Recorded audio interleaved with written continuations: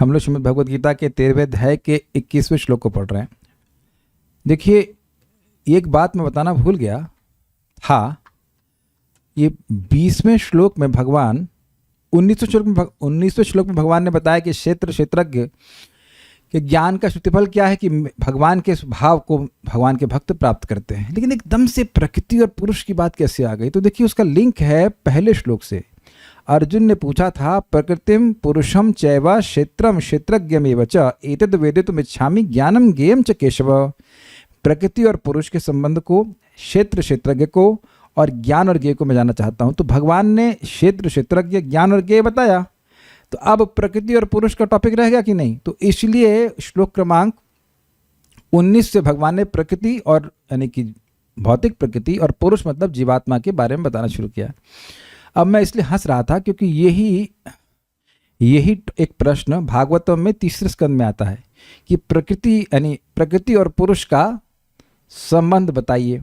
तो अब प्रकृति का मतलब स्त्री भी होता है और पुरुष मतलब पुरुष।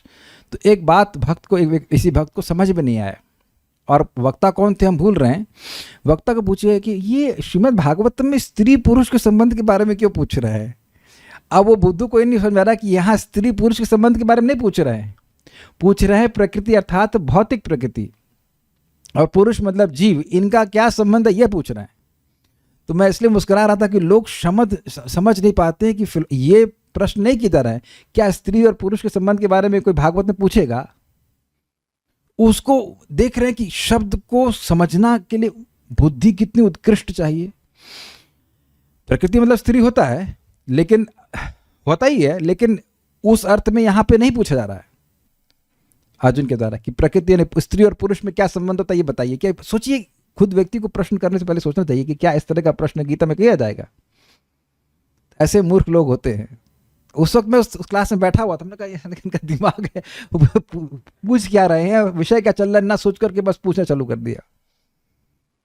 तो खैर, इसलिए यहाँ पूछे भगवान ने 20वें श्लोक में बताया, प्रकृतिम पुरुषम चैव विध्यनादि भावपि विकारांश्च गुणांश्चैव विद्धि प्रकृति संभवान। प्रकृति अर्थात भौतिक प्रकृति और पुरुष मतलब जीव को, दोनों को तुम अनादि समझो। विकार मतलब शरीर और इंद्रियां, और गुण अर्थात सुख दुख जो हैं वह सब प्रकृति के द्वारा संभव होते हैं। क्लियर? यह जीवात्मा के द्वारा नहीं है। ये शरीर और इंद्रियां जीवात्मा के द्वारा बनाया गया नहीं है। क्लियर है? और सुख दुख जो भौतिक सुख दुख हैं वह भी जीव सृष्टि नहीं करता, वो भी प्रकृति के द्वारा है। ये हो गया क्लियर। अब इस श्लोक में वो क्या कहते हैं, मेरे पीछे बोलिए। कार्य, इसमें देखिए स्पेलिंग मिस्टेक है, का होना चाहिए। का के बड़े की मात्रा है। कार्य कारण कर्तृत्वे हेतु प्रकृतिरुच्यते पुरुषः सुख दुःखानां भोक्तृत्वे हेतुरुच्यते। कार्य कारण कर्तृत्वे हेतु प्रकृतिरुच्यते पुरुषः सुख दुःखानां भोक्तृत्वे हेतुरुच्यते। थोड़ा मिस्टेक हुआ, should have spoken first one line each. कार्य कारण कर्तृत्वे हेतु प्रकृतिरुच्यते। कार्य कारण कर्तृत्वे हेतु प्रकृतिरुच्यते पुरुषः सुख दुःखानां भोक्तृत्वे हेतुरुच्यते। पुरुषः सुख दुःखानां भोक्तृत्वे हेतुरुच्यते। कार्य कारण कर्तृत्वे हेतु प्रकृतिरुच्यते। कार्य कारण कर्तृत्वे हेतु प्रकृतिरुच्यते। पुरुषः सुख दुःखानां भोक्तृत्वे हेतुरुच्यते। पुरुषः सुख दुःखानां भोक्तृत्वे हेतुरुच्यते। बोलिए। कार्य कारण कर्तृत्वे हेतु प्रकृतिरुच्यते। कार्य कारण कर्तृत्वे हेतु प्रकृतिरुच्यते। पुरुषः सुख दुःखानां भोक्तृत्वे हेतुरुच्यते। पुरुषः सुख दुःखानां भोक्तृत्वे हेतुरुच्यते। प्रकृति यानी कि भौतिक प्रकृति समस्त भौतिक कारणों तथा कार्यों यानी परिणामों की हेतु कही जाती है, और जीव यानी पुरुष इन संसार में विविध सुख दुख के भोग का कारण कहा जाता है। कार्य कारण कर्तृत्वे, कार्य कारण के कर्तृत्व के विषय में यानी कर्ता के विषय में, यानी कार्य और कारण का कर्ता कौन है? प्रकृति। प्रकृति को उसका हेतु कहा जाता है। अभी कार्य कारण क्या है भी बताऊंगा। सुख दुःखानां भोक्तृत्वे, सुख दुख के भोक्तृत्व के विषय में, ये सुख दुख कौन भोग रहा है उसके विषय में पुरुषः हेतु उच्यते, पुरुष को कारण कहा जाता है। समझने का मतलब, समझने का पॉइंट ये है क्या अनुवाद अभी तो पढ़ा था। तो जो आप सुख और दुख अनुभव करते हो वह अनुभव करता है जीवात्मा, शरीर नहीं। शरीर के द्वारा जीवात्मा अनुभव कर रहा है। यद्यपि आत्मा का इस देह से कोई संबंध नहीं है, लेकिन अपनी पहचान इस शरीर से करने के कारण जो अनुभव करने की शक्ति है वह एकमात्र जीवात्मा के पास है। इसलिए जो अनुभव का हेतु है, अनुभव का कारण कौन है? जीवात्मा। अन्यथा देखिए, अगर मैं इस शरीर को छोड़ के चला जाऊं तो अब कोई कितना भी गाली दे या अपना ही लड़का अग्नि देता है तो कोई भी कुछ बोलता है कि तुम हमारी देह से जन्मे हो और हमारे शरीर को आग लगा रहे हो। तो आप समझ गए कि उस समय कोई शव सुख दुख का अनुभव नहीं करता है। क्लियर, समझ में आ गया? और क्या आत्मा शरीर को बनाती है? नहीं, जो शरीर है और इंद्रियां हैं वो सब कुछ प्रकृति ही बनाती है। इसे पिछले श्लोक में आप सुना था, विकारांश्च गुणांश्च व। विकार यानी कि शरीर और इंद्रियां ये सब प्रकृति ही बनाती है। लेकिन एक इंटरेस्टिंग बात यह है कि प्रकृति क्यों बनाती है? क्योंकि मैं कर्म किए रहता हूं, मेरी इच्छाएं हैं, मेरे कर्म, इस कारण से प्रकृति बनाती है। ये तो मेरे ख्याल से समझने में कठिनाई नहीं होगी। यहाँ पे जो भक्त स्त्री के रूप में है वह क्यों है? क्योंकि पिछले जन्म में मरते समय में स्त्री का स्मरण किए। जो पुरुष रूप में है वह पुरुष रूप में क्यों है?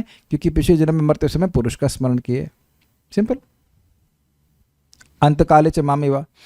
तो मैं अपने कर्म कर रहा हूं, मेरी इच्छाएं हैं, उस इच्छा को पूर्ण करने के लिए शरीर बनाने का सामर्थ्य मेरे पास है कि नहीं? क्या उत्तर होगा? सुना ही नहीं, प्रश्न फिर से सुनिए। जो मेरी इच्छाएं हैं उसके अनुसार शरीर बनाने का सामर्थ्य मेरे पास है कि नहीं है?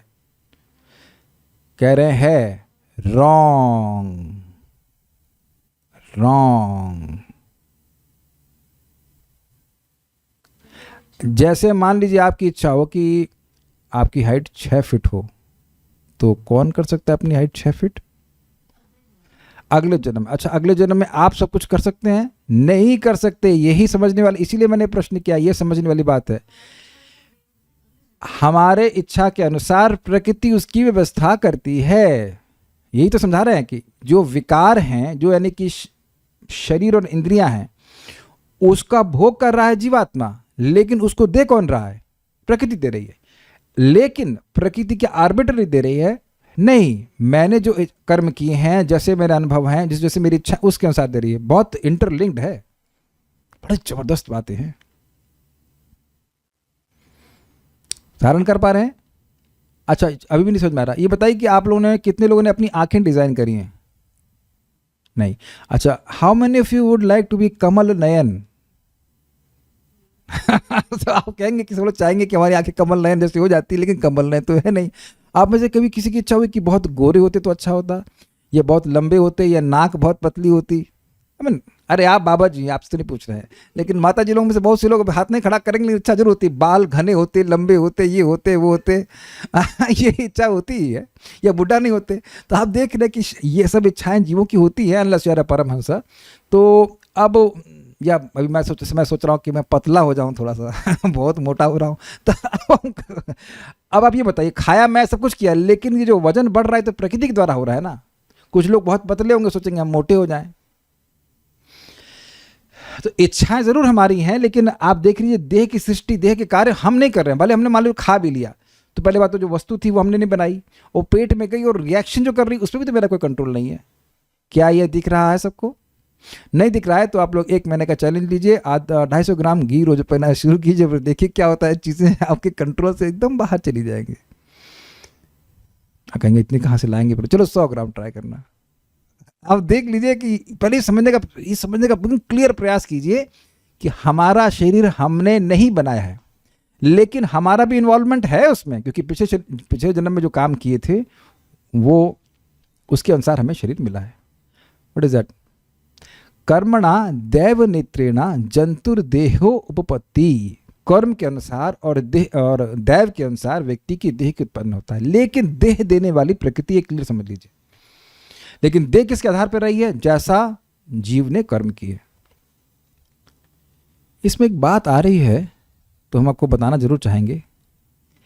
हमारा पास्ट तो फिक्स्ड है, लेकिन फ्यूचर फिक्स्ड नहीं है।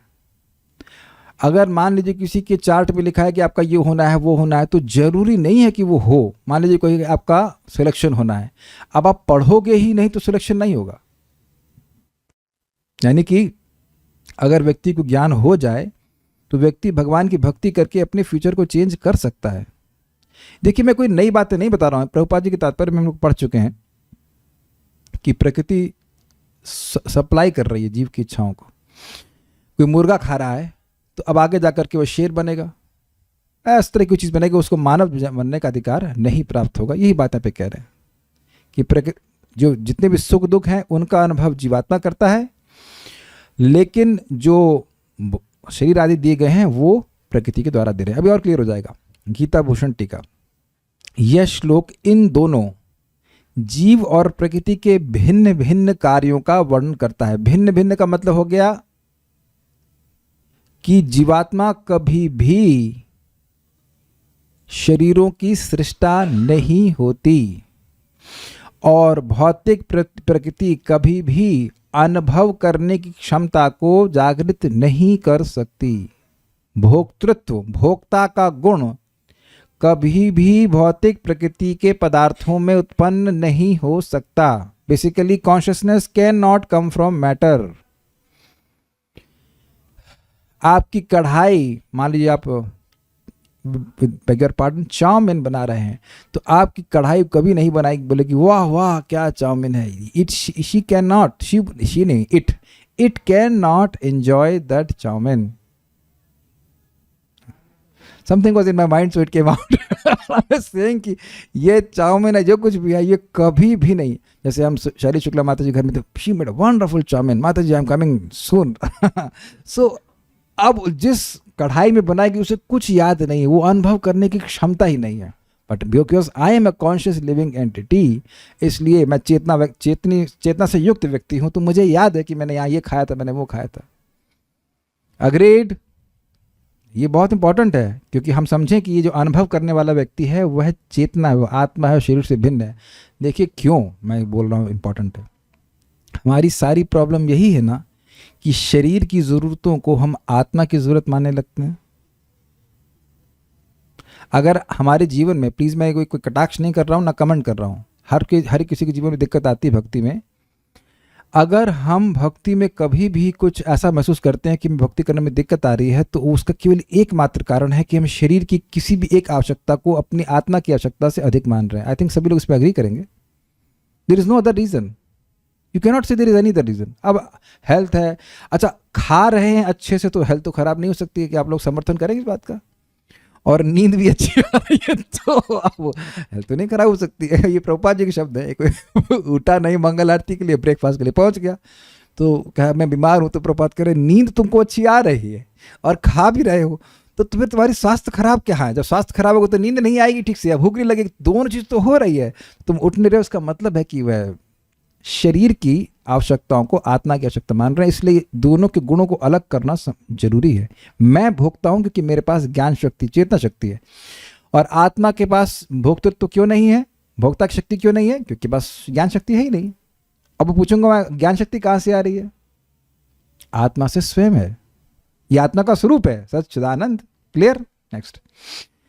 अब यह देख लीजिए, कार्य का अर्थ है शरीर, और क्योंकि इंद्रियां ज्ञान प्राप्ति और कर्म करने के लिए आवश्यक हैं, इसलिए इन्हें कारण कहा गया। समझे आप? बड़ा इंटरेस्टिंग है। कार्य है शरीर और कारण है इंद्रियां। इंद्रियों से व्यक्ति कार्य करता है, फिर उसके मन में इच्छा आ जाती है, तो उस इच्छा के अनुसार उसका शरीर बन रहा है कि नहीं बन रहा? ब्रिलियंट। अगर इसको पकड़ लें आप, तो इंद्रियों से जो कार्य कर रहे हैं उसी से व्यक्ति गुणों का संग कर रहा है कि नहीं कर रहा है? रजोगुण, तमोगुण, सतोगुण का, और उसी के अनुसार व्यक्ति का चित्त बनता जाता है, उसके अनुसार व्यक्ति का शरीर बन रहा है। कैसे को क्लियर हुआ? हमको बहुत इस श्लोक का ये पॉइंट बहुत अच्छा लगा, कैसे इंद्रियों और शरीर का संबंध है। यस, अब कर्म आप कर रहे हो अपनी इंद्रियों से। अब जो आदमी मांस खा रहा है, जो कहते हैं ना अब हम खाने पीने में भेदभाव नहीं करते, तो क्या मतलब है? उसकी जीभ पे कोई कंट्रोल नहीं है, तो अब उसका शरीर कहाँ बनेगा? उसको बिना भेदभाव वाला, प्रभात कहते हैं सुअर का शरीर देंगे, ठीक है, तुम अब up to stool you can eat. तुम मल तो खा सकते हो, तुम्हें कोई भेदभाव करने की जरूरत नहीं। तो वो सुअर के शरीर के कारण इस जन्म में इंद्रियों का दुरुपयोग हुआ। समझ में आ गया? अब आप लोग हरे कृष्णा मंत्र कर रहे हैं तो इंद्रियों से कर रहे हैं ना, इंद्रियों से कर रहे हैं, इंद्रियों से ही आप भगवद गीता को सुनते हो। तो हम सब लोग इंद्रियों का प्रयोग जब भगवान की सेवा में कर रहे हैं तो शरीर कौन सा मिलेगा? भगवान के पार्षद का शरीर मिलेगा। आपने सुना ना, श्रीमद् भागवतम को सुनने की इच्छा आती है तो व्यक्ति को कल्याण में स्थिति प्राप्त होती है। कल्याण में स्थिति है कि वह भगवान का पार्षद बन जाएगा। तो अब उसी कान से सुन रहा है ना जिस कान से सिनेमा सॉन्ग सुने। यहाँ कोई ऐसा व्यक्ति है जिसने फिल्मी गाने कभी नहीं सुने हो? परमहंस हियर। अच्छा, हाँ तो ठीक है, ओके, एवरीवन नीड्स प्यूरिफिकेशन। हाँ, तो इन्हीं कानों से आपने फिल्मी गाने सुने हैं और इन्हीं कानों से आप श्रीमद् भगवद गीता सुन रहे हो। समझ में आ गया? तो यही कान दुर्गति के कारण थे और यही कान भगवत प्राप्ति के कारण है। तो मेरे ख्याल से बिल्कुल स्पष्ट समझ में आ गया होगा कि इंद्रियां कैसे हमारे शरीर का यानी जो कार्य इफेक्ट है उसका कारण बन जाती हैं। हमको बहुत अच्छा लगा था ये इक्वेशन, इसीलिए तो सारी बात इंद्रिय संयम पे है, क्योंकि ये अगले शरीर का निर्माण करने वाली है। क्लियर? अच्छा, कुछ पूछना था? ठीक है। प्रकृति इन दोनों का हेतु है, इसलिए इसको कर्तृत्व शब्द से कहा गया है, क्योंकि यही इंद्रियों और शरीर के रूप में परिणत होती है। समझ में आई बात? ये इंद्रियां कौन दिया? मैंने समझाया ना आपको, आंख, नाक, कान इत्यादि कौन दिया? अच्छा, मैं अगर वापस सृष्टि तत्व पे चले जाएं तो तामसिक अहंकार से आए पंच महाभूत और तन मात्राएं, राजसिक अहंकार से आपकी कर्मेंद्रिया, ज्ञानेंद्रियां और बुद्धि। तब कौन दे रहा है इंद्रियां? प्रकृति दे रही है ना। और जो पंचभावों से बना शरीर है वो कहां से आया? तामसिक अहंकार से आया। अग्रीड? तो शरीर तामसिक अहंकार से आया, इंद्रियां राजसिक अहंकार से आ गई। देख रहे हैं सृष्टि तत्व को समझने से कितना फायदा होता है? क्लियर? ठीक है। क्या इन दोनों में से, इंद्रियों को और शरीर में से किसी एक के लिए भी जीवात्मा कारण है? जीवात्मा क्या शरीर को बनाता है? नहीं। ठीक है, लेकिन आपको समझना होगा लिंक जरूर है। शरीर को जीवात्मा नहीं बनाता है, एक शरीर को बनाने का कारण जीवात्मा नहीं है, लेकिन एक विशिष्ट शरीर को प्राप्त करने का कारण जीवात्मा है। लिंक है उसका, क्योंकि वो भोग कर रहा था अपने पिछले शरीर से, जिस प्रकार का उसने भोग किया है उसके अनुसार उसको शरीर प्राप्त होगा। जैसे समझिए आप, मैं किसी होटल में गया तो होटल में मैंने ऑर्डर दिया तो वस्तु मैंने नहीं बनाई, उसका हेतु मैं नहीं हूं, लेकिन जो वस्तु बन के मेरी प्लेट में आई उसका हेतु मैं हूं, क्योंकि मैंने ऑर्डर किया। I think it's very clear. तो कभी मन में आए ना कि हमारे बाल हल्के क्यों हैं, कभी लोग सोचते हैं हमारे बाल हल्के क्यों हैं, बाल तेज क्यों हैं, व्हाटएवर, जब भी आप कहें कि हमारे संग यह क्यों हो रहा है, तो क्या उत्तर है? उसका ऑर्डर हम ही दिए हैं, उसके अनुसार कार्य हम ही किए। जैसे मान लीजिए जीवन में कोई बहुत बुद्धिमान है, तो अब उसने पिछले जन्म में ऐसा कुछ पुण्य किया है जिसकी वजह से बुद्धिमान हो जाए। Got it? कुछ सुंदर है, धनवान है, मान लो अब मान लो कोई व्यक्ति सोच ले कि भाई इस जन्म में आप योग्य लोगों को दान देते हैं तो अगले जन्म में बहुत आता है, तो वह ये जानकर अगर दान दे रहा है तो वह अब अगले जन्म के लिए अपना पैसा इकट्ठा कर रहा है कि नहीं? अब मैं अगर जीवन में, जैसे मैं, तो मुझे पता है बात, तो मैं ये ज्ञान देता हूं, तो जो ज्ञान दे रहे हैं वो घूम करके बहुत ज़्यादा आता है। वो तो इस जीवन में ही देख रहे हैं, अगले जीवन में और भी आता है। जो भी आप दूसरों को देते हैं और योग्य लोगों को देंगे तो और घूम के आता है। Is that okay? इसलिए दुख मत देना किसी को बेटा। क्योंकि और कहीं योग्य व्यक्ति को, योग मतलब भक्त किसी को दे दिए तो इतना ज्यादा दुख लौट के आएगा कि उसका कोई हिसाब नहीं होगा। एनीहाउ, हमको सब, I think hopefully link is there.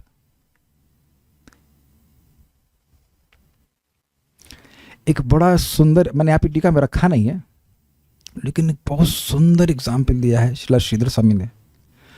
वो कहते हैं कि बच्चा होता है तो माँ के स्तन में दूध आ जाता है, तो स्तन में दूध का हेतु बच्चा है कि नहीं है?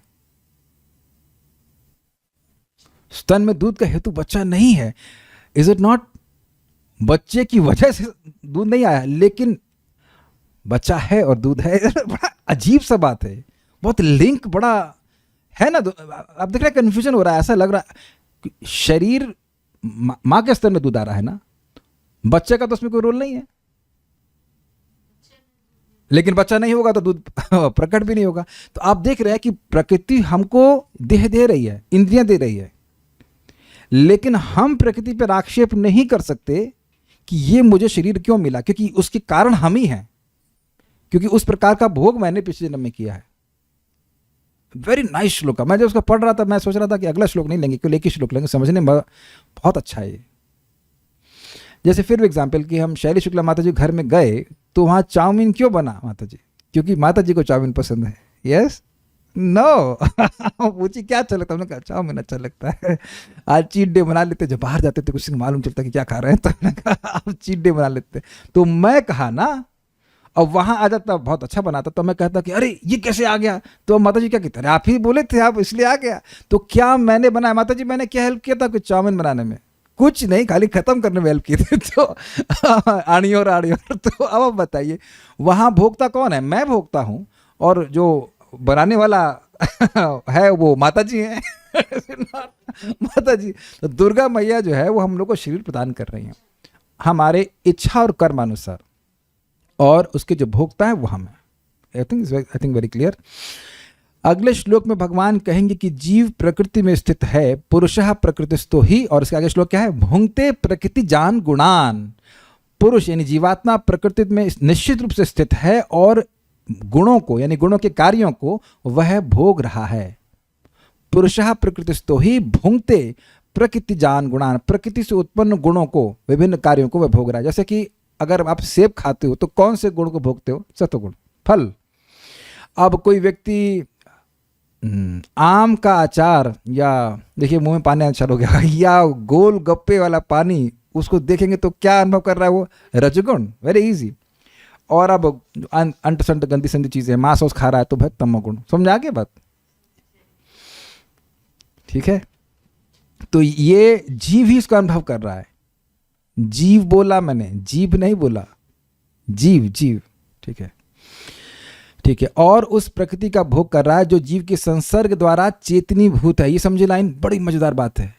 हमको लग रहा है कि हमारी जीव अनुभव कर रही है, तो मरने के बाद चटाइए आपने देखा कि कोई बुढ़े होते हैं वो मरने से पहले क्षण क्षण में इच्छा चेंज करते हैं, जलेबी चाहिए, और जीभ लपलपाते हैं। हमने देखा है इस प्रकार से, जलेबी जलेबी नहीं छोला चाहिए, छोला चाहिए, छोला लिखा तो पकौड़ा चाहिए, पकौड़ा चाहिए, ऐसे हजारों इच्छा होती हैं। आप लोगों ने कभी पता नहीं देखा है कि नहीं देखा है, लेकिन हमने ऐसा होते हुए देखा है। और जब मर गया तब, तो अब आप देखिए ऐसा लग रहा है कि मेरी जीभ उसका अनुभव कर रही है, लेकिन वो जीभ, ये हमारी शरीर, हमारा मन, वो सब इलेक्ट्रीफाई, उसमें करंट प्रभावित हो रहा है, वह चेतना का करंट है, और वो आत्मा के द्वारा है। तो आत्मा ना हो तो कोई भी इंद्रियां, कोई भी शरीर का कोई भी अंग कार्य नहीं करेगा, ये बात कही जाती है। ओके, यद्यपि प्रकृति जीव के द्वारा अधिष्ठित है, फिर भी वह जीव के कर्मानुसार परिणत होकर के उसके शरीर और इंद्रियों की सृष्टा है। समझ में आया? जीव प्रकृति के वस्तुओं का भोग कर रहा है, इसलिए उसका वो भोक्ता है, और जो शरीर और इंद्रियां मिल रही हैं उसकी सृष्टा प्रकृति है। जीव हेतु है क्योंकि प्रकृति के द्वारा अर्पित सुख दुख का भोक्ता वह है। इनको भोगने में वह करता है, बनाने में करता नहीं है। Is it okay with everyone? ठीक है। जीव का कार्य है कि प्रकृति पर अधिष्ठित होकर सुख दुख का अनुभव करे, क्योंकि प्रकृति शरीर और इंद्रियों के निर्माण में करता है, परंतु यह स्वयं जीव के द्वारा भोगी जा रही है, इसलिए जीव को ही मुख्य हेतु या कर्ता माना जाता है। वेदांत सूत्र में कहा गया है कि कर्ता शास्त्रार्थवत्वात्, आत्मा करता है, प्रकृति नहीं, क्योंकि यही शास्त्रों का अर्थ है। वेदांत सूत्र 2.3.31।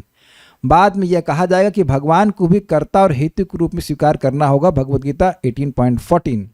जैसा कि पहले कहा गया कि भगवान सृष्टिकर्ता, पालक और संहार करता है। देखिए थोड़ा समझ लीजिए, इस जगत में हम कोई भी कार्य करते हैं तो उसके 5 कार्य होते हैं, सॉरी इंग्रेडिएंट होते हैं।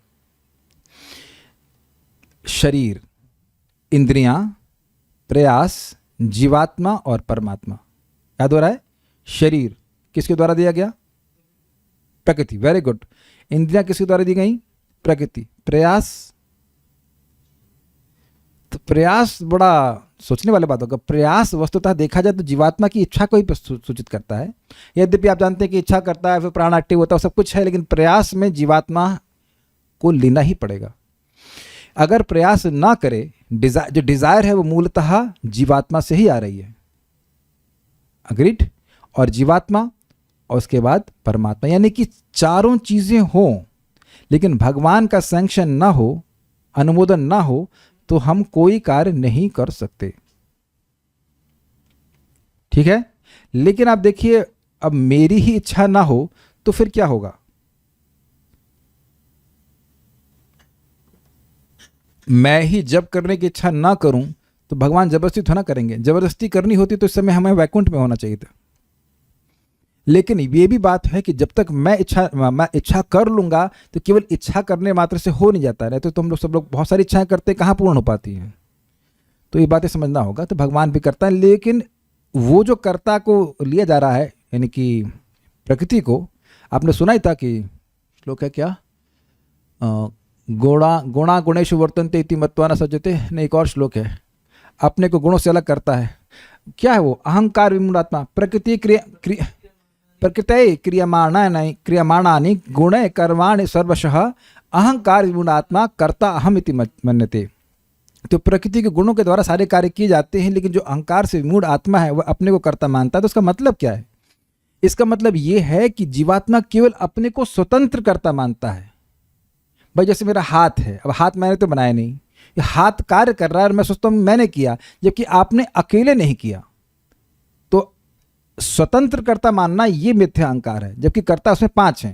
भाई मेरा शरीर भी है, वो शरीर मेरा नहीं है, मतलब मैं शरीर नहीं हूँ, शरीर है वो प्रकृति के द्वारा दिया गया, तो उसका भी इन्वॉल्वमेंट है। मैं भी हूँ और भगवान भी हैं, लेकिन मैं कर्ता हूँ ही नहीं, ये भी बात गलत है।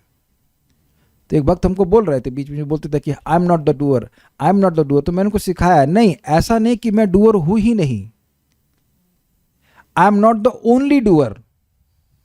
Does it make sense?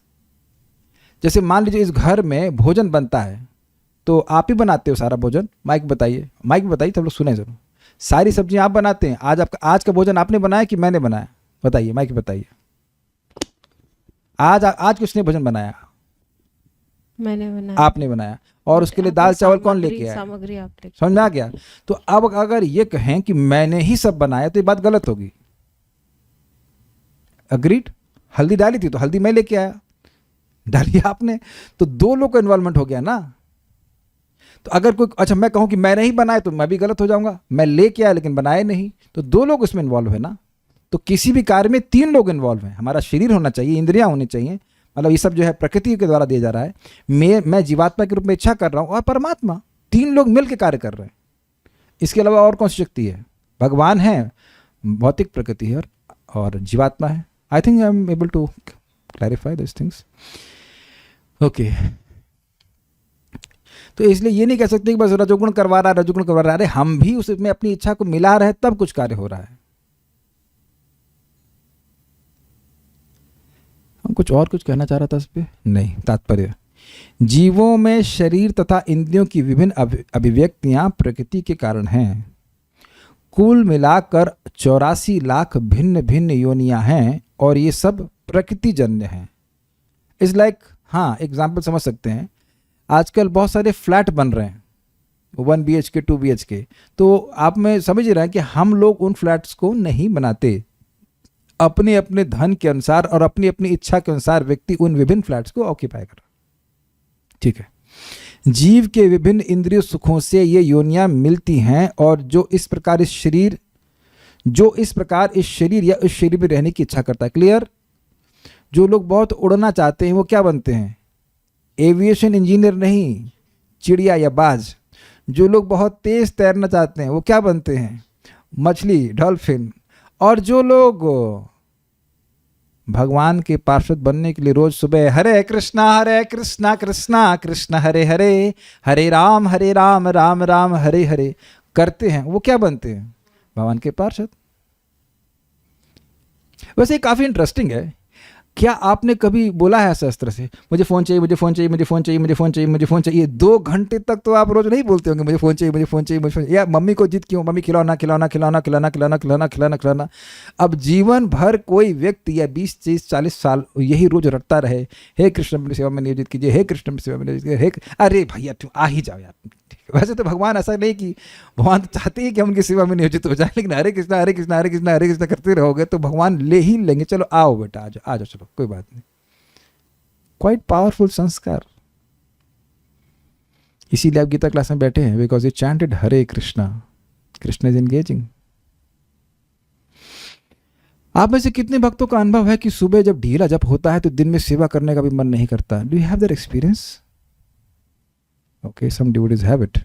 और आप देखेंगे सुबह बहुत बढ़िया से जप होता है तो आप पूरा दिन उत्साहित रहते हो कृष्ण की सेवा करने में। I mean you can see my enthusiasm from yesterday's class and today's class. Can you notice that? कल आप देख ही रहे थे मैं काइंड ऑफ क्लास को पूरा कर रहा था, अगर आपने नोटिस किया हो। आपने किया कि नहीं किया, हम तो कर ही रहे थे। I was just finishing of the class, not really. Chanting अच्छा नहीं होता। It is something which you can experience on a daily basis. अगर आपका सुबह जब अच्छा होता है, मतलब कभी स्वास्थ्य थोड़ा कल ठीक नहीं था तो जब अच्छे से नहीं हुआ था, तो स्वास्थ्य अच्छा रहे, जब अच्छा रहे, चेतना अच्छी रहती है, वो चेतना अच्छी रहती है आपकी, तो पूरा उत्साह रहता है। आप प्रैक्टिकल सेवा में आपका उत्साह दिखता है। ये मैं अपने मन से नहीं बोल रहा हूँ, ये प्रभुपाद जी के शब्द हैं। A person who chants Hare Krishna also wants to serve Krishna, he can't stop himself. कोई भी सेवा जो हुई हो, लेकिन वो करेंगे जरूर। बहुत बड़ा सीक्रेट है। तो हम इच्छा को व्यक्त कर रहे हैं यहाँ पे अपने वाणी के द्वारा। तो यहाँ पे भी अलग अलग प्रकार से इच्छाएं व्यक्त होती हैं, उसका से अलग अलग शरीर मिलता है। जब भौतिक प्रकृति इतनी दयालु है, क्या आप सब लोग इस बात को स्वीकार करते हैं कि भौतिक प्रकृति की दया है कि हमको वह शरीर मिलता है जो हम चाहते हैं? Are you hearing this? This very interesting. जिस चीज को आप मांग रहे हो, जिसकी भीख मांग रहे हो, वो दी जाए तो वो दया है कि पनिशमेंट? ये प्रभुपाद जी के लेक्चर में थोड़ा कहते हैं दिस इज मर्सी। अगर कोई कह रहा है कि भाई हमको यहाँ मांस खाने के लिए होटल में बड़े पैसे चुकाने पड़ते हैं, तो कुछ नहीं, जाओ बस शेर बन जाओ या व्हाटएवर, भेड़िया बन जाओ। जिस चीज़ की तुम भीख मांग रहे थे, जो व्यक्ति जो कार्य कर रहा है वो भीख ही तो मांग रहा है ना, कि मैं ऐसा बनना चाहता हूँ, तो भीख क्यों मांगते हो? ले ही लो ना। किसी को बहुत इंद्रिय तृप्ति चाहिए, अच्छा कबूतर बन जाओ, कोई दिक्कत नहीं है, करते रहो इंद्रिय तृप्ति 50 times a day, no problem. तो अब आप देख सकते हैं कि इस प्रकार से भौतिक प्रकृति जब दयालु है कोट एंड कोट, तो आध्यात्मिक प्रकृति कितनी दयालु होंगी। राधा रानी कितनी दयालु है। कोई व्यक्ति भगवान का सेवक बनना चाहता है तो उसके लिए सारे रास्ते क्यों नहीं खोल दिए जाएंगे। बहुत अच्छी बात यहाँ पे बोल रहे हैं। बहुत अच्छी बात कहा जाता है कि ये जो मनुष्य शरीर है ये डेस्टिनेशन नहीं है, ये फाइनल पॉइंट नहीं है, ये एक स्टेशन है। आपको उससे आगे फॉरवर्ड मूव करना है, एक चौराहे की तरह। इस समय ज्ञान के द्वारा, माने कि भक्ति के ज्ञान के द्वारा व्यक्ति समझे कि वो जो कार्य कर रहा है उसका प्रभाव क्या होगा। वेरी वेरी कॉशियस, उसका प्रभाव क्या होगा। और एक और बढ़िया बात है कि जब वो प्रभाव होगा तो हमें कार्य वैसे ही करने पड़ेंगे जैसे वो प्रभाव है। मतलब कुत्ता बन गए तो अब वहाँ हरे कृष्ण का स्कोप नहीं है, और कब तक आगे मनुष्य जीवन नहीं मिलेगा उसकी भी कोई हिसाब किताब नहीं है। I must be very responsible on this. जब उसे विभिन्न शरीर प्राप्त होते हैं तो वह विभिन्न प्रकार के सुख तथा दुख भोगता है। समझे?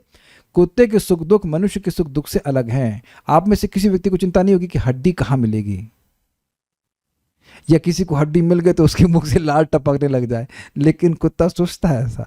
आप देख रहे कि वही जीवात्मा की क्या दुर्गति है। अच्छा, खून, आप में से किसी ने खून पिया है? बोल जरूर दिया होगा कि मेरा खून पीते हो या खून पी जाऊंगा, लेकिन पियोगे नहीं। और आप प्रतिदिन देखती होंगे कि वो मच्छर ही सुबह मेरे यही अभिलाष दियो थोड़ा, मुझे है थोड़ी खून की प्यास। Is it not? प्रतिदिन 24 घंटे उसकी यही इच्छा रहती, कहाँ खून मिलेगा। है ना जीवात्मा? Can you imagine yourself being a mosquito? मतलब बने तो होंगे कभी ना कभी। या मक्खी जो मल ही ढूंढती रहती है, या वह कीड़ा जो मल में ही रहता है। हम सुनना नहीं चाहते, लेकिन है ना काफी शॉकिंग बात। ये बोलने कि जैसे शरीर को प्राप्त होते हैं वैसा ही सुख दुख को भोगते हैं। पुरुषः सुख दुखानां भोक्तृते हेतु। उसको बंद कर दीजिए। वैसा ही सुख दुख वो अनुभव करेगा। सुअर को आप हलवा ला के देंगे तो उसको बिल्कुल पसंद नहीं आएगा, उसे ट्रांसफॉर्म्ड हलवा ही चाहिए, है ना? बताइए। अब आप लोग सब कुछ हंस रहे हैं, कोई ऐसे कर, लेकिन आप बताइए वो जीवात्मा ही है ना? और अब मैं को सच्ची घटना बता रहा हूँ, Shila Bhakti Singh Thakur ji with all due respect Burma गए थे और वहां वो घी की पूड़ियाँ छनवा रहे थे तो लोगों को बदबू आ रही थी घी की। कहीं खाई है हमने? कहाँ मिलती है? उस समय देशी की गाय के घी की वो है पूड़ी छनवा रहे थे और उसको वो सहन नहीं कर पा रहे थे। पता है उन लोगों को क्या अच्छा लगता था? सुनाई देते हैं वो नहीं ना, please please please don't leave the meeting, don't leave the meeting. छिपकली जो मरी जाती है उसको पानी में डाल देंगे, उसके बाद जो उसमें झाग निकलने लगा उस पानी को भोजन में डालते हैं। उनको बोलने में घिन आ रही है और खाते हैं। तो आप देख रहे हैं कि उनका सुख दुख कितना गरित है। तो ये सब प्रकृति के गुणों के संसर्ग के द्वारा बहुत खतरनाक जगत में हम लोग रह रहे हैं। किस गुण का संग कर रहे हो, आगे क्या चेतना हो जाएगी। आप में से कुछ लोग हो सकते हैं, नाम प्लीज हाथ मत खड़ा कीजिएगा, कि कुछ लोग जो मांस आदि खाए होंगे तो उस समय उसकी खुशबू से लोग वटेवर गंध, सुगंधी खुशबू नहीं कह सकते, उससे लोग आकर्षित हो जाते हैं। और वही देखिए भक्ति करने के कारण गुण परिवर्तित हो जाता है तो उसको देख के ही घृणा होती है। इसी जीवन में देखिए ना कि हमारे सुख दुख का स्टैंडर्ड कैसे चेंज हुआ है। यस तो उसके भौतिक सुख दुख उसके शरीर के कारण होते हैं, स्वयं उसके कारण नहीं। भाई शरीर में जो ट्रांसफॉर्मेशन हो रहे हैं उसकी वजह से वह सुख दुख का अनुभव करता है। उसकी मूल अवस्था में आनंद में कोई संदेह नहीं रहता, अतः वही उसकी वास्तविक स्थिति। समझे? जो जीवात्मा की आध्यात्मिक जगत में स्थिति है भगवान के सेवक के रूप में, उसमें कोई दिक्कत नहीं आनंद में, क्योंकि आनंदमयता ये जीवात्मा का स्वरूप है। आनंद ढूंढना, प्रसन्नता ढूंढना, ये नेचुरल, क्योंकि उसकी नेचुरल स्टेट है। वह प्रकृति पर प्रभुत्व जताने के लिए भौतिक जगत में आता है। वैकुंठ लोक में ऐसी कोई वस्तु नहीं होती। अब ये मत कहना कि वैकुंठ लोक से कब आता है, ये सब प्रश्न नहीं करना कि उसको हम लोग डील कर चुके हैं। वैकुंठ लोक शुद्ध है, किंतु भौतिक जगत में प्रत्येक व्यक्ति विभिन्न प्रकार के शरीर सुखों को प्राप्त करने के लिए कठिन संघर्ष में रत रहता है। समझे आप बात? एक शरीर को प्राप्त करता है और उस शरीर में जो उसकी इंद्रियां हैं उस इंद्रियों के अनुसार वह एक विशेष प्रकार के सुख दुख को प्राप्त करने के लिए संघर्ष करता रहता है। संघर्ष मतलब प्रयास। ऐसे सुखी हो जाऊंगा, वैसे सुखी हो जाऊंगा। देखा कुत्ते कहीं चलते हैं दौड़ के जाते हैं, ये मिल जाएगा वो मिल जाएगा, और यही मनुष्यों की स्थिति है। यहाँ चला जाऊँ वहाँ चला जाऊँ, ये प्राप्त करूँ वो प्राप्त करूँ। उन इच्छाओं को, जो विभिन्न प्रकार की भोग की इच्छाएं, उनको पूर्ण करने के लिए व्यक्ति संघर्ष करता है। और अद्भुत बात ये संघर्ष क्यों, कि उससे मिलता नहीं है। ओके यह कहने से बात और स्पष्ट हो जाएगी कि यह शरीर इंद्रियों का कार्य है। ये क्लियर हुआ? इंद्रियों से जैसे कार्य किए हैं वैसा ही व्यक्ति को शरीर प्राप्त हुआ है। इंद्रियां इच्छाओं की पूर्ति का साधन है, यह भी क्लियर है। आपको पता है ना, इसलिए भूत पकड़ते हैं लोगों को, क्योंकि उनको खाने की कुछ इच्छा रहती है, वो अब उनके पास इंद्रियां है नहीं, तो वह उस व्यक्ति को इसको पकड़ लेते हैं, उसकी इंद्रियों के द्वारा वह संतुष्ट करते हैं अपने को। यह शरीर तथा हेतु रूप इंद्रियां प्रकृति द्वारा प्रदत्त हैं, और जैसा कि अगले श्लोक से स्पष्ट हो जाएगा, जीव को अपनी पूर्व आकांक्षा तथा कर्म के अनुसार परिस्थितियों के वश वरदान या शाप मिलता है। Is it all okay? मैंने समझाया ना, दान किया है धन मिल रहा है। पूर्व जन्मार्जितम पापम, ऐसे कुछ तो है, पुण्यम, ऐसे भी था कि पूर्व जन्म में अर्जित जो पुण्य है या पाप है वही अग्रे धावती धावती, वही आगे आगे दौड़ता रहता है। कभी आपने प्रश्न नहीं किया कि आप ही फर्स्ट क्यों आते हैं या आप ही नीचे से फर्स्ट क्यों आते हैं? अब मैं नहीं पूछूंगा कौन व्यक्ति कहाँ से फर्स्ट आता था। कुछ लोग शायद टॉप करते होंगे, कुछ लोग बेचारे एकदम बॉर्डर लाइन पे तटस्थ शक्ति की तरह एकदम झूल रहे होते हैं कि वो 33%, 33.5 ऐसे भी हो सकते हैं। तो अब ऐसा क्यों होता है? आप लोग कभी कोई सोचते होंगे ना, जब आप लोग अच्छे नंबर लाते होंगे, मुझे लगता है सारे लोग अच्छे नंबर लाते होंगे, कि मेरे अच्छे नंबर क्यों आते हैं? यह प्रश्न कोई नहीं करता। I can see devotees must be very very intelligent, लेकिन नहीं प्रश्न करता है। और यह नहीं प्रश्न करते यार ये इतना सिंपल सा पेपर ये बुद्धू क्यों नहीं समझ पा रहा। Got it? ठीक है। जीव की इच्छाओं तथा कर्मों के अनुसार प्रकृति उसे विभिन्न स्थानों में पहुंचाती है। जीव स्वयं ऐसे स्थानों में जाने तथा मिलने वाले सुख दुख का कारण होता है। क्लियर हो गया? एक वैसे मैंने वीडियो देख लिया था, इसमें व्यक्ति इसी मनुष्य जीवन में 10 लाख रुपया खर्च किया कुत्ता बनने के लिए। उसने कुत्ते की ड्रेस ऐसे पहन ली कि बिल्कुल कुत्ता जैसा लग रहा है, और वैसे से व्हाटएवर कर रहा था। तो अब निश्चित है प्रकृति का कि तुम इतना पैसा क्यों खर्च करते हो, बस मरो और तुमको कुत्ते का ही शरीर दिया जाएगा। और no people are interested like this. एक प्रकार का शरीर, हाँ देखिए, एक प्रकार का शरीर प्राप्त हो जाने पर वह प्रकृति के वश में हो जाता है, क्योंकि शरीर पदार्थ होने के कारण प्रकृति के नियमानुसार ही कार्य करता है. दिस इज ब्रिलियंट, है कि नहीं? हम में से कोई व्यक्ति सुअर के भोगों में इंटरेस्टेड हो ही नहीं सकता है. Are you attracted to any lizard? Who is your favourite lizard?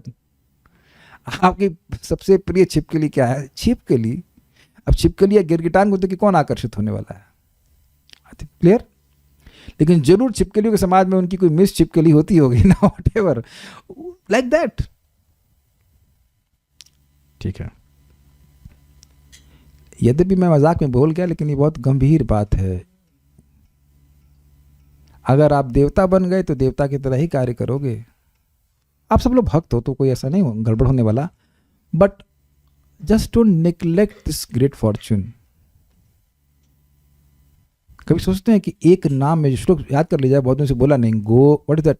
गो कोटि दानम ग्रहणे खगस्या प्रयाग गंगोदक कल्पवास यज्ञायुतम मेरु सुवर्ण दानम गोविंद कीर्तेर न समम शतांशे. करोड़ों करोड़ों गायों को सूर्य ग्रहण के समय दान देने से, या प्रयागराज में, तीर्थराज प्रयाग में गंगा जी के तट पर ब्रह्मा जी के एक दिन तक निवास करने से, उम्मीद है कि दिन का मतलब पता है ब्रह्मा जी के, और हजारों हजारों यज्ञों में मेरु पर्वत के समान स्वर्ण को ब्राह्मणों को दान करने से जो पुण्य मिलेगा, वह भी एक बार हरे कृष्णा बोलने का 100वां अंश भी नहीं है.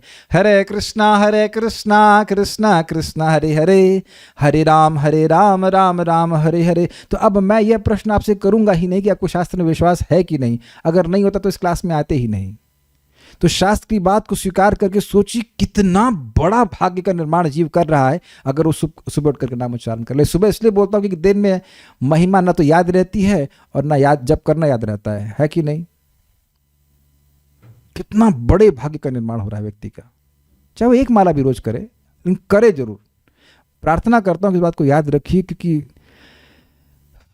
भगवान के शब्द है ना, कोई व्यक्ति जीवन में मेरा नाम जप करता है या मरते समय करता है तो मैं उसे अपना पार्षद बना देता हूँ. बिल्कुल स्पष्ट है.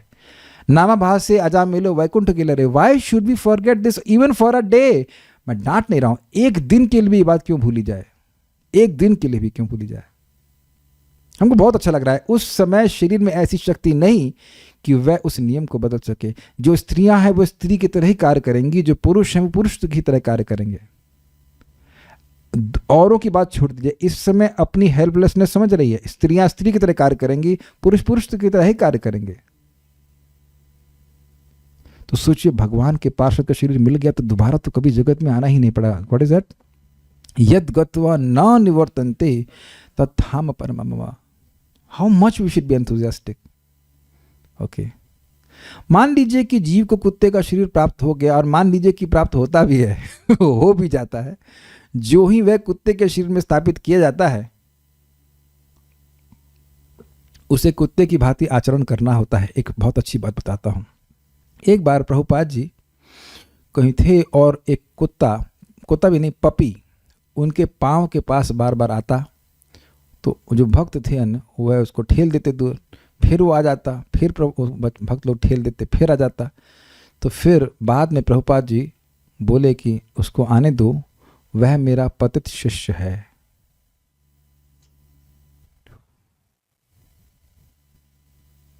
Obviously, even if a person falls down, Krishna protects. लेकिन it's quite interesting.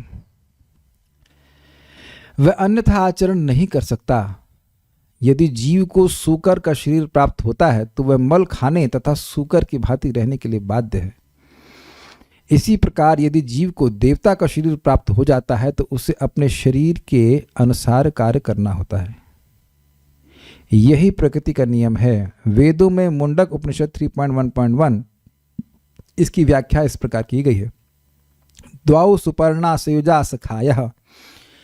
परमेश्वर जीव पर इतना कृपालु है कि वह सदा जीव के साथ रहता है और सभी परिस्थितियों में परमात्मा रूप में विद्यमान रहता है. और लास्ट 16 था ही नहीं. ओके, यानी कि भगवान साथ देते हैं. लेकिन अपने को ध्यान रखना है कि ये ज्ञान हमको एक्सपोज किया जा रहा था कि हम रिस्पॉन्सिबली बिहेव करें और अगले शरीर की प्रॉपर निर्माण कर सकें। इच्छा plus nature create new body, is it?